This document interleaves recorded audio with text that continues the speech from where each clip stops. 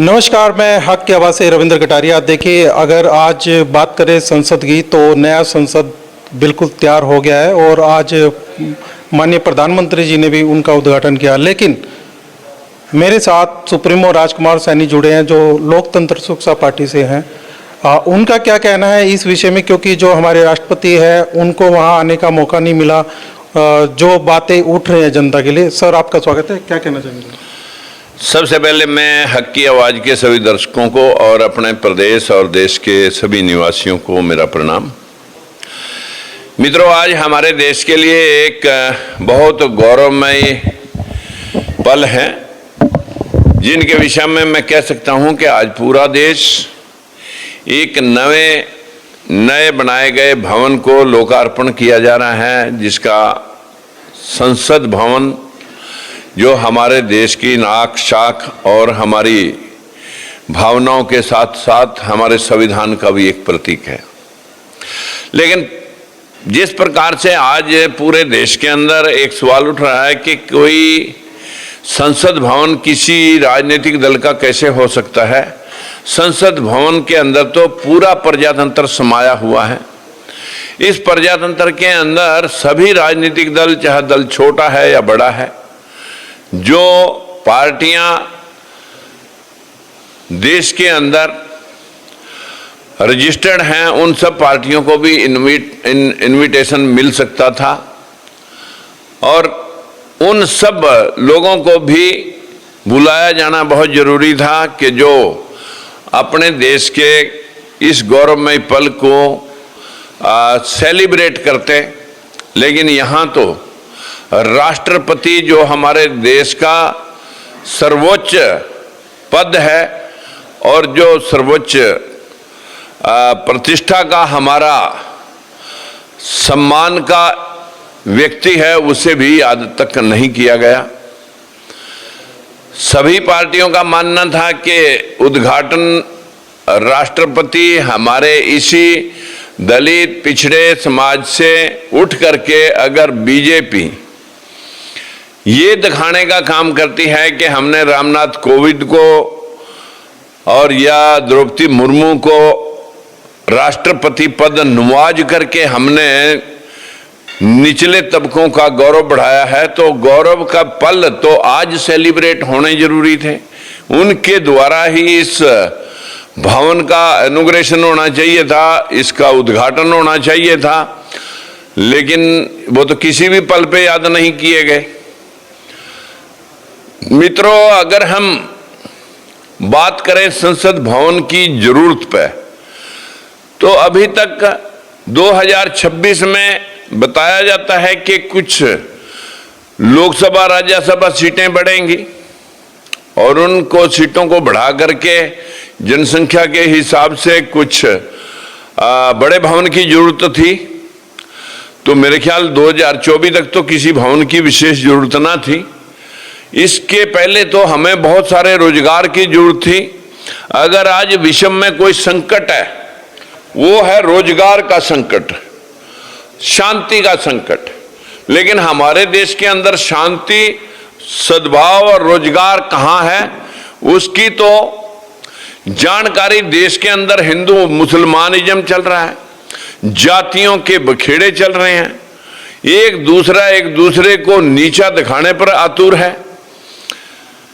और यदि हम बीजेपी की उन बातों का ध्यान करें कि जो एजेंडा था देश में, जो 2014 में 2019 में पेश किया गया, उसमें सिर्फ राम मंदिर के माध्यम से अगले चुनाव को लड़ने की तैयारी की जा रही है। उससे पीछे तो 15 लाख के देने की बातें थी, 2 करोड़ नौकरियां देने की बात थी, किसानों की आमदन दोगुनी करने की बात थी, पेट्रोल डीजल के ऊपर महंगाई के ऊपर कंट्रोल करने की बात थी, भ्रष्टाचार दूर करने की बात थी। लेकिन ये मुद्दे आज गौण हैं। आज तो सिर्फ प्रतिष्ठा के तौर पर हमें ऐसे विश्लेषण दिए जा रहे हैं कि मान लीजिए कि यही हमारे भगवान जो है ना हमारा कल्याण करेंगे। जो इस देश की मूल रूप से 85% आबादी है, हमारे हिस्सेदारी कहाँ है? सुप्रीम कोर्ट में जो मोदी बैकवर्ड बन करके इस देश के मुखिया, इस देश के प्रधानमंत्री बने तो हल्फनामा देकर के आए कि हम जातिगत जनगणना नहीं कराएंगे। जातिगत जनगणना होते ही लोग सवाल करेंगे कि इन जातियों की इतनी संख्या थी, इनका हिस्सा कहां है? ये कुछ अनसुलझे सवाल आज देश की इस संसद भवन के शुभ मौके के ऊपर प्रधानमंत्री से हम भी करना चाहते हैं कि 2026 में जब सीटें बढ़ जाएंगी तो फिर संसद भवन भी बढ़ाया जाना जरूरी हो जाता। लेकिन आज तो हमें रोजगार की जरूरत थी। माननीय प्रधानमंत्री जी, इस देश के युवाओं को आप क्या जवाब दें, किसानों को क्या जवाब दें जो आज रोजगार के तौर पे हम सब हाशिए पे खड़े हैं। जीडीपी हमारा 2.5% के ऊपर हिचकोले खा रहा है। वहां पर अशोक सम्राट चंद्रगुप्त जैसे महान योद्धाओं, महान राष्ट्र भक्तों का जिनका चिन्ह आज हमारे राष्ट्र ध्वज के अंदर और हर नोट पर स्टैंप है, आज उनको कोने में किया जा रहा है। जो स्पीकर की चेयर के पीछे अशोक सम्राट का वो लगा हुआ होता था चिन्ह, वो आज वहां से गायब करके सिंगोल लगाया जा रहा है। सिंगोल सत्ता हस्तांतरण करने की एक विधि चोल वंश ने के दंड के तौर पर ये दूसरे को हस्तांतरित की जाती थी। जो एक दूसरे को हरा करके जब सत्ता हथिया लेता था तो वो इस प्रतीक को ले जाता था। क्या आज बीजेपी मान रही है कि अब सत्ता हस्तांतरित होने वाली है? मित्रों, हमारे देश को झूठ के आधार पर सभी राजनीतिक दलों ने 55 साल, हमें कांग्रेस ने भी धोया है, 6 बार बीजेपी 18 साल राज कर चुकी है। ऐसी प्रकार के हमारे लोगों को गुमराह करके राजनीतिक रोटियां ऊपरले लोग सेक रहे हैं। जो गौतम बुद्ध ने विश्व को दिया पंचशील, पंचशील जनेवा के अंदर विश्व धर्म सम्मेलन में सबसे ज्यादा ऊंचा खिताब बौद्ध धर्म को मिला। इस देश के धर्म बौद्ध धर्म, जैन धर्म थे। उन लोगों, उन धर्मों को मिटाने के लिए ये धम्म पुष्यमित्र शुंग के द्वारा स्थापित की गई एक ऐसी परंपरा है जो हजारों साल पहले से और अब भी वही चली हुई है, जिसमें कहते हैं कि आस्था के ऊपर सवाल नहीं। क्योंकि अगर सवाल करेंगे तो फिर उसके कपड़े उतर जाएंगे। क्योंकि जो है ना, जो लोगों को सिखाया जा रहा है वो धर्म नहीं, धंधा है।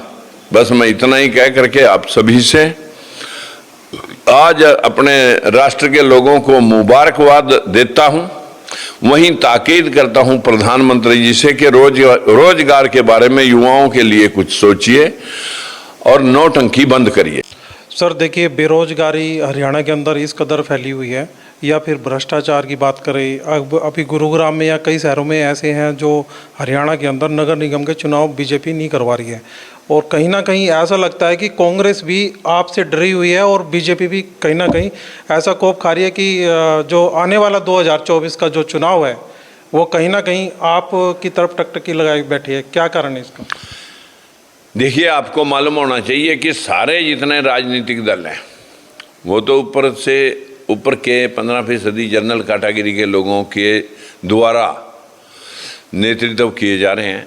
बैकवर्ड क्लासेस की वोट के लिए सारी पार्टियां लंगोट कसे बैठी हैं और हम बैकवर्ड लोगों को ये बताने के लिए दिन और रात मेहनत कर रहे हैं कि भाई तुमने 10 साल जूते खाए हुड्डा के, तो आप वहाँ से कांग्रेस से खफा होकर के बीजेपी में आए। अब 10 साल इनके खा लिए, 10 साल में आपको क्या मिला? अब फिर वापस या तो कांग्रेस में जाओ या फिर हमारे साथ आओ। अगर आपको लगता है कि वहाँ पहले कुछ नहीं मिला था तो अब कैसे क्या मिलेगा? बस मैं इतना ही कहना चाहता हूं कि बैकवर्ड को अपना लीडरशिप, अपना नेतृत्व तैयार करना चाहिए। सनी साहब, 1 जुलाई को आपका जन्मदिवस भी आने वाला है और उसकी तैयारियां पूरे प्रदेश के अंदर जो आपके कार्यकर्ता हैं बड़ी धूमधाम से बनाने की चर्चाएं चली हुई हैं इस विषय पे। और दूसरा, कुछ ऐसा भी सुनने में आया सूत्रों के हवाले से कि नीतीश कुमार, बड़े बड़े लीडर, जिसमें हमारे अखिलेश यादव जी जो मुख्यमंत्री थे, पूर्व मुख्यमंत्री यूपी से, वो भी आने की उम्मीद है। मैंने 8 मुख्यमंत्रियों की मीटिंग में प्रार्थना रखी थी, तो हर किसी ने एक बात कही थी कि आप प्रोग्राम को बढ़ चढ़ करके करिए, हम आपकी खुशियों में ज़रूर शरीक होंगे। अभी जो लिखित रूप में कंसेंट तो हमें नहीं मिली, लेकिन आश्वासन हमारे पास है।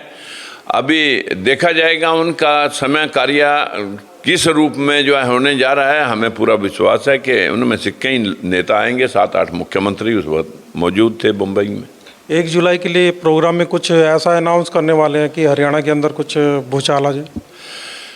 देखिए, 1 जुलाई जो है ना, मेरा जन्मदिन तो एक बहाना है। मेनली ये SCBC एकता सम्मेलन है और हम 85% लोगों से एक प्रार्थना करके ये अपील करेंगे कि भाई, आपने सभी को परख लिया बारंबार, एक बार अपनों को भी परख लें और अपने बलबूते खड़े होकर के चलना सीख लें। यही मेरी उन सब भाइयों से प्रार्थना है। मांगने से भीख मिला करती है, अधिकारों के लिए तो लड़ना पड़ेगा। जी, देखिए, ये थे Rajkumar Saini, supremo LSP party से।